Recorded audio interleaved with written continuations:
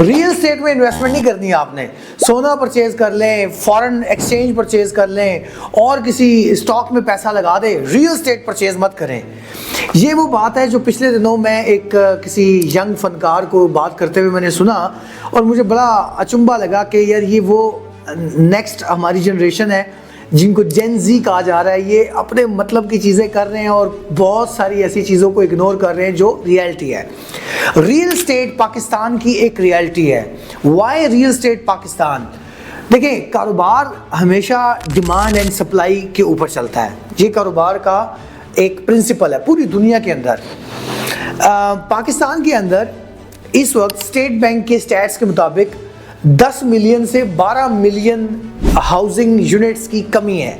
Like 1 crore से 1 crore 20 lakh housing units की इस वक्त करेंटली मार्केट में शॉर्टेज है, जिसको पूरा करने के लिए घर बनाने की ज़रूरत है, जिसको पूरा करने के लिए हाउसिंग सोसाइटीज़ बनाने की ज़रूरत है, जिसको पूरा करने के लिए कंस्ट्रक्शंस को इनिशिएट करने की ज़रूरत है, ताकि इससे लोगों को हाउसिंग यूनिट्स मिले। और इससे जब कंस्ट्रक्शन इंडस्ट्रीज चलती हैं, जब रियल स्टेट चलती है, तो इससे 40 से ज़ायद रियल स्टेट के साथ इंडस्ट्रीज चलती हैं, जिससे रोज़गार लोगों का चलता है, जिससे कैश जो है वो जो पैसा जो है वो मुल्क की हर तबके के पास घूमना और फिरना शुरू हो जाता है। ये वो बुनियादी हकीकत है जो रियल स्टेट को एम्पावर्ड करती है। पाकिस्तान की रियल स्टेट का जो पोटेंशियल है वो $1 ट्रिलियन का है। हाँ, $1 ट्रिलियन का।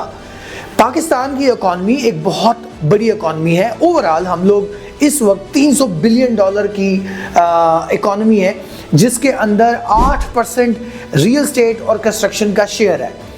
ये वो मुस्लिमा हकीकत है कि जिससे कोई बंदा ये कहे कि इस वक्त मार्केट डाउन है तो आप बिल्कुल रियल स्टेट का सोचे भी ना, तो ऐसा देखना, ऐसा सोचना ठीक नहीं है। उसकी वजह क्या है? मैं आपके साथ पिछले 20 साल के स्टैट्स आज शेयर करने जा रहा हूँ। पाकिस्तान के अंदर पिछले 20 साल के अंदर 120 से 150% इंक्रीज हुआ है हर 5 साल के लिए। यही चीज़ हम अपने इन्वेस्टर्स को कहते हैं ना कि आप चीज़ बाय करके रख लें, 5 साल में डबल हो जाती है। तो ये पिछले 20 साल के स्टैट्स हैं, जिन स्टैट्स को आप मुख्तलिफ जो पाकिस्तान के अंदर पोर्टल्स हैं, रियल स्टेट पोर्टल्स हैं, या जो बाकी ऐसी ऑथेंटिक रिसोर्सेज मौजूद हैं, आप उनसे रिसोर्सेज से जाकर पता कराएं।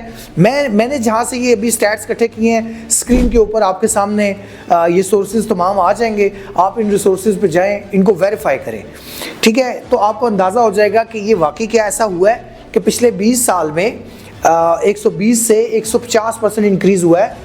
और इसके अंदर वो तमाम डिप्स भी शामिल हैं जो मार्केट में आते हैं। पूरी दुनिया के अंदर रियल स्टेट मार्केट की ये साइकी है कि ये 5 से 8 साल के अंदर एक दफ़ा पीक पे जाती है, फिर वापस नीचे आती है। कुछ जगहों पर समटाइम ज़्यादा नीचे आती है, समटाइम ये अपनी करेक्शन करती है और करेक्शन के बाद 3 साल, 4 साल, 5 साल उस करेक्शन रेट में चलती रहती है, फिर उसके बाद पीक लेती है। ये रियल स्टेट मार्केट की साइकी है और इसी साइकी के मुताबिक पाकिस्तान के अंदर भी बिजनेस चला आ रहा है पिछले 20 साल के अंदर। आप एक एग्जांपल लें, कराची डीएचए के अंदर आज से 19 साल पहले जो प्लाट जो है 2.4 मिलियन का बेचा गया था, वो आज 19 साल के बाद 45 मिलियन का हो चुका हुआ है। What does this mean? आप देखें ना कि रिस्क फ्री एक ऐसी इन्वेस्टमेंट आपने की हुई है जिसमें कोई खौफ नहीं है, खदशा नहीं है कि कहीं कारोबार किसी का डूब गया या कुछ मसला हो गया तो ये हमारा कैपिटल ही खतरे में ना आ जाए। डीएचए के अंदर आपने परचेजिंग की हुई है, आपके कैपिटल को कोई खतरा नहीं है। तो इंक्रीज कितना है? 1700% 19 साल के अंदर। ये सालाना 89% इंक्रीज बनता है। कोई और बिजनेस आपको इतना इंक्रीज नहीं दे सकता। क्यों नहीं दे सकता? क्योंकि एक जेन्युइन रिक्वायरमेंट मार्केट में मौजूद है। इसी तरह लाहौर बहरिया के अंदर 2010 के अंदर 1.8 मिलियन का, वो 2020 में 12 मिलियन पे उसकी ट्रांजैक्शंस चलती रही। इसका क्या मतलब है? 10 साल में 566% इसका प्रॉफिट इंक्रीज हुआ।